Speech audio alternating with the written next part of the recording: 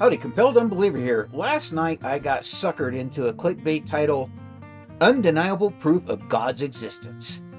Now the reason I say this is clickbait is because, well, you'll just have to see. Admittedly, I kind of had a rough morning this morning and I'm feeling very ornery, so I just don't think I'm going to be very nice. So forgive me in advance for this. It just got real.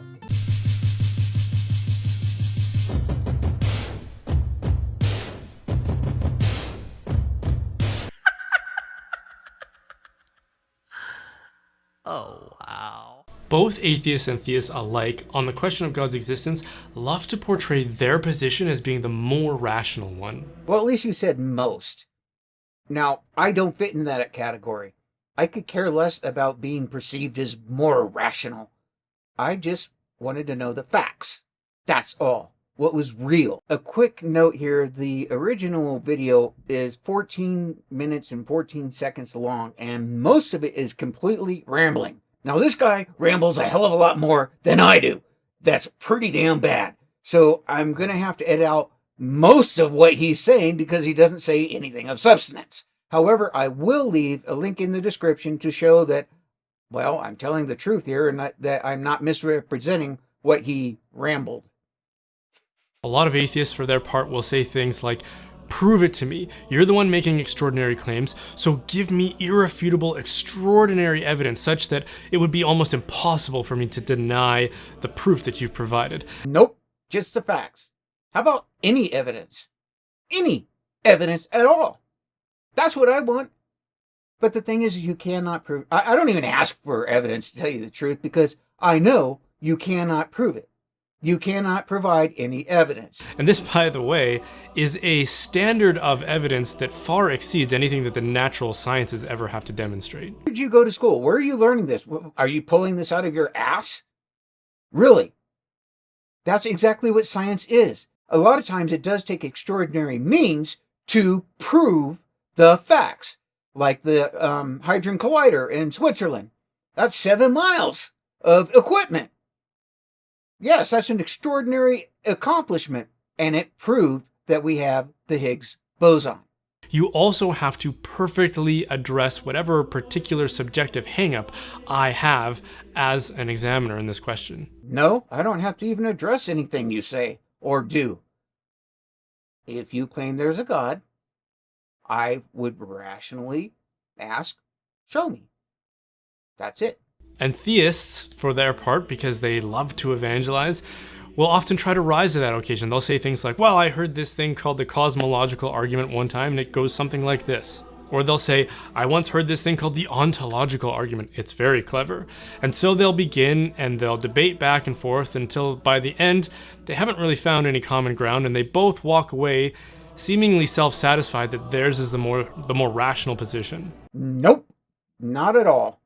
Yes, I hear these arguments all the time, but they're not designed for atheists because they are not convincing. It's just words. I can babble on all day long and it's still just words. It's not evidence. Apologetics are actually for believers to reaffirm their beliefs. But if both were more honest with themselves, they'd have to admit that their reasons for believing or not believing have far less to do with rational inquiry than either would like to admit, just like a lot of the other motivations we find to make important decisions in our lives. Yes, we are rational beings with an intellect, but we are also emotional beings with passions. Are you ever going to get anything right in this video? Yes, theists are often emotionally attached to their God. Atheists do not believe in a God. There is no emotional attachment to nothing. Do you have an emotional attachment to the belief that Scooby-Doo does not exist?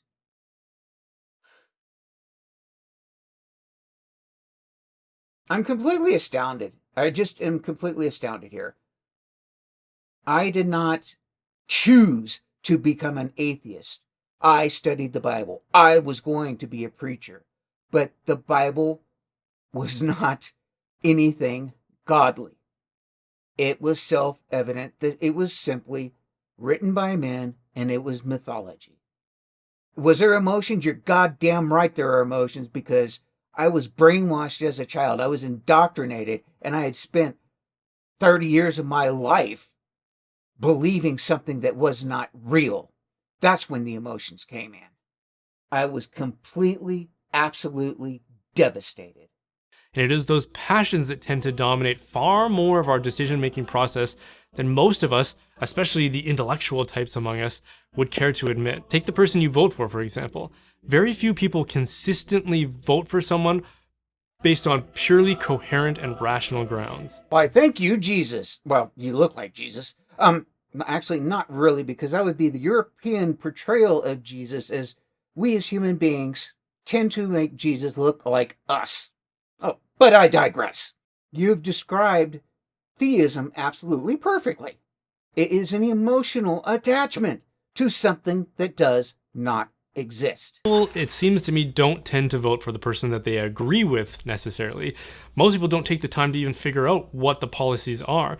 Instead, they tend to base that decision far more on the person that they like, based on an emotional response to them. I thought you were going to present, what is it, undeniable proof of God's existence. Where has that happened yet? You have failed to even begin to try to do that. I said something like, God, if you're out there, can you reveal yourself to me in a way that I will understand and be able to appreciate? And he did. I experienced something very personal and very difficult to explain. It would be like trying to explain the color red to somebody who is colorblind.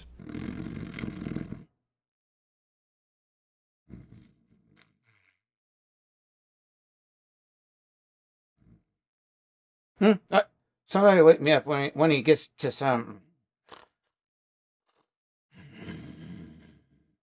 No, I can do this in my sleep. Really, he's not providing any evidence for what.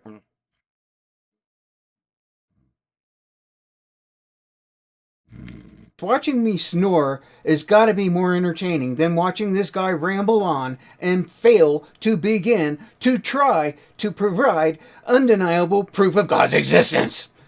He is going to ramble and ramble and ramble and ramble and ramble and ramble and whoops. I'm just going to skip through it, but most of this crap. What about the car you drive? Did you buy that car purely for rational reasons? Did you survey all the variables and assess whether this car was going to be the exact right fit for your lifestyle and your budget? What about the God you worship? Did you choose that God for purely rational reasons? Did you survey all the variables and assess whether this God was real? And I found countless perfectly sound arguments for reasons to believe in the existence of God. And I routinely hear atheists say things like, oh, those arguments have been dealt with a long time ago. But then they don't seem to have the wherewithal to actually recite how it was that they were dealt with. There are responses, to be sure, but they're not definitive by any stretch. And those arguments, you may not find them convincing, but they are sound arguments. Honestly, this is the reason why I should be completely ashamed of myself for responding. He says there's all kinds of great arguments out there.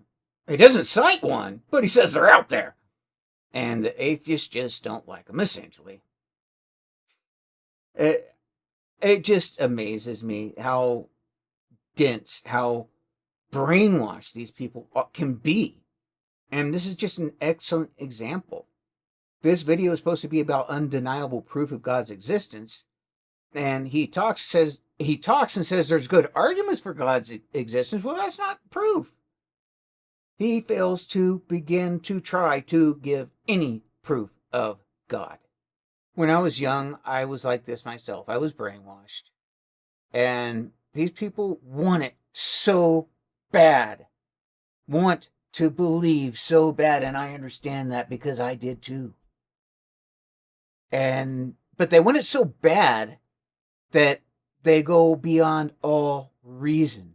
He titled this Undeniable Proof of God. I mean, come on. And he thinks he accomplished that. It's just bizarre to know that I was in that place at one time in my life. And really bothers me. It bothers me to see another human being in this completely irrational state of mind. Okay, on this last part, I'm just going to skip through on my editor to show you. He just rambles and rambles and rambles and doesn't say anything.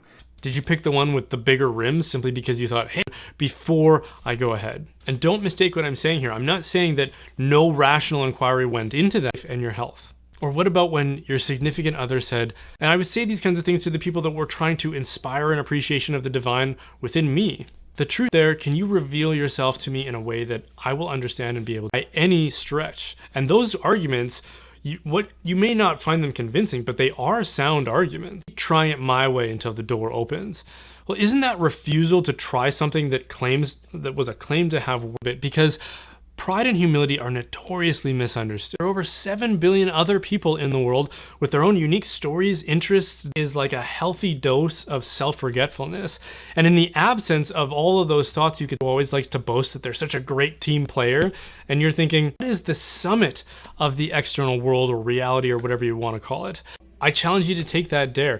Disregard your pride for some time, which doesn't serve your interests anyways, and be refreshed by the effects of humility as you... This is Compelled Unbeliever. Well, this guy really didn't help. I no longer believe there is a God.